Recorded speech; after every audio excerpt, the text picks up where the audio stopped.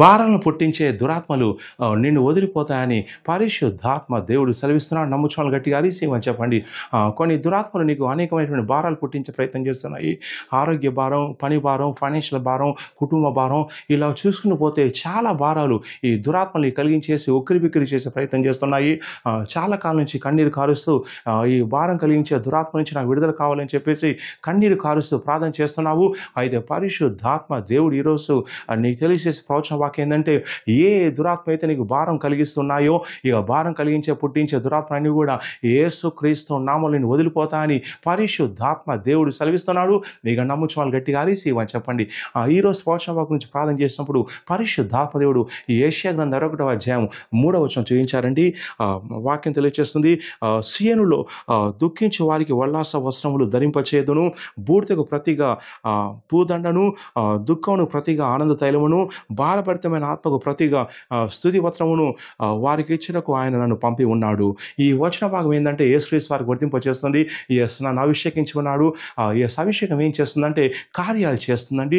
నీ జీవితాల అభిషేకం ఏం చేస్తుందంటే ఎవరైతే దుఃఖిస్తున్నారో వారికి ఉల్లాస వస్త్రాలు ఇచ్చే విధంగా అభిషేకం చేస్తుంది. ఈ అభిషేకం ఏం చేస్తుందంటే దుఃఖించేటువంటి దురాత్మలని నీ నుంచి తొలగించేసి, డిప్రెషన్ తొలగించేసి నీకు ఉల్లాసాన్ని, సంతోషాన్ని, ఆనందాన్ని ఇచ్చే విధంగా అభిషేకం చేస్తుంది. అలాగే అభిషేకం ఏం చేస్తుందంటే బూడిదకు ప్రతిగా పూదనను, అలాగే దుఃఖానికి ప్రతిగా సానంద తైలాన్ని, భారభరితమైనటువంటి ఆత్మకు ప్రతిగా స్తుతి వస్త్రాన్ని. భారం కలిగించేటువంటి ఆత్మని వాక్యం తెలియజేస్తుంది.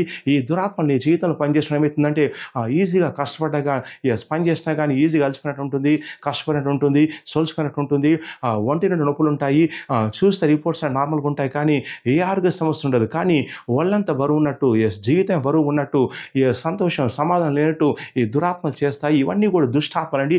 ఈ దుష్టాత్మలు వెంటనప్పుడు ఏం జరుగుతుందంటే ఇక నీ యొక్క జీవితంలో సంతోషం, సమాధానం ఉండదు, నెమ్మది ఉండదు, గొడవలు ఉంటాయి, తగాదాలు ఉంటాయి, అప్పులు ఉంటాయి, తీరిపోవు, ఇక ఆర్థికంగా ఎదలేకపోతుంటారు. అనేక సమస్యలు ఈ దురాత్మ కలిగించేసి జీవితం పట్ల విరక్తిని పుట్టించేస్తుంటాయి. అయితే ఈరోజు పరిశుద్ధాత్మ దేవుడు అభిషేకం పంపి ఉన్నాడు. ఈరోజు నీకు ఇచ్చే ప్రవచన వాక్యం ఏంటంటే, ఏ దురాత్మ అయితే నీకు భారం కలిగిస్తూ నేను పీడిస్తూ ఉన్నాయో ఇక అవన్నీ కూడా యేసుక్రీస్తునామములో విడిచేసి బయటకు వచ్చేస్తున్నాయి. ఎవరైతే ఈ వీడియో చూస్తున్నారో విశ్వాసం ఏకీవించండి. యేసుక్రీస్తు నామములో సంవత్సరాల తరబడిగా ఆర్థిక భారం, లేక అప్పుల భారం, కుటుంబ భారం, అలాగే జీవిత భారం, నిద్ర భారం, ఇలా రకరకాలైనటువంటి భారాలు ఏవైతే ఉంటున్నారో కలిగి ఉన్నారో వాటి వెనుక పనిచేసే ప్రతి దుష్టాత్మను, భారం కలిగించే దురాత్మల్ని నజరేటువంటి యేసుక్రీస్తు నామములో విడిచేసి వెళ్ళిపోమని ఆజ్ఞాపిస్తున్నాను. వాటిని కాల్చి వేస్తున్నాను. ఇక నమ్ముచున్న గట్టిగా అరిసి అని చెప్పండి. ఈ దురాత్మలు వచ్చినప్పుడు ఏం చేస్తాయంటే ప్రార్థన కూడా చాలా భారంగా చేస్తాయండి. వాక్యదానం భారం చేస్తాయి. చర్చికి వెళ్ళాలంటే అవి చాలా భారంగా చేస్తాయి. సో అంచేత అవి చేయనీయం. ఎందుకంటే అవి చాలా జీవితాన్ని ఈజీగా ఉండేటట్టు చేయవండి. జీవితం చాలా కష్టంగాను, క్రైస్తవ జీవితం ఇంకా కష్టంగాను, ఇంకా ఎంతో చెమటోడ్చి జీవించాలంటేగాను అవి చేస్తాయి. ఎంతో ప్రయాసపడ్డా కానీ ఆర్థిక లాభం లేకుండా, ఆశ లేకుండా ఇవి చేస్తాయి. ఈ దురాత్మలు ఎవరినైతే వెంటాడుతున్నాయో ఇక వారికి సంతోషం ఉండదు. కానీ ఈరోజు పరిశుద్ధాత్మ దేవుడు సెలవిస్తున్నాడు, ఇక ఆ దురాత్మలని యేసుక్రీస్తు నామములో కాలిపోతున్నాయి. మీ పట్టులోకి, మీ ఒంట్లోకి అగ్నిగంధకాలను రిలీజ్ చేస్తుండగా యేసుక్రీస్తు నామములో దుశ్శక్తులు కాలిపోతున్నాయి.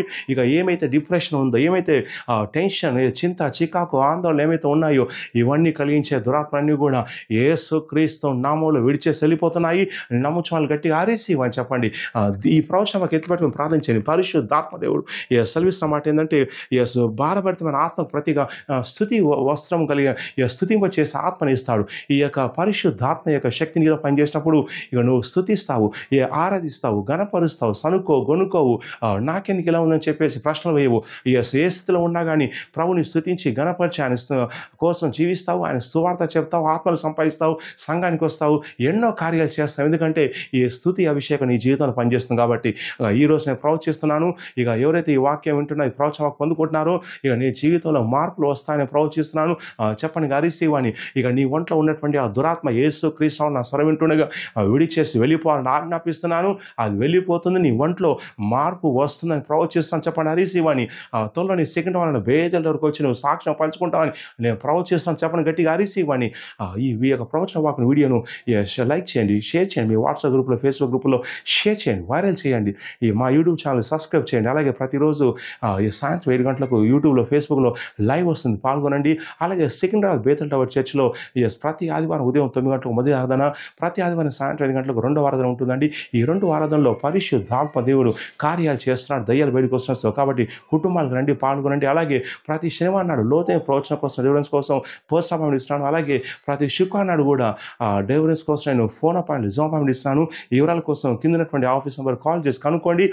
ఈ ప్రవచన వాక్యం ఎత్తిపట్టుకొని ప్రార్థన చేయండి. ఇక భారభరితమైనటువంటి భారాన్ని పుట్టించే దురాత్మని విడిచేసి వెళ్ళిపోతున్నాయి. ఇక నీ జీవితం సుఖంగా, ప్రశాంతంగా క్రీస్తునందు ఆనందిస్తూ జీవిస్తా అని ప్రవచిస్తున్నాను. నమ్ముచాలు గట్టిగా అరిసి అని చెప్పండి. God bless you.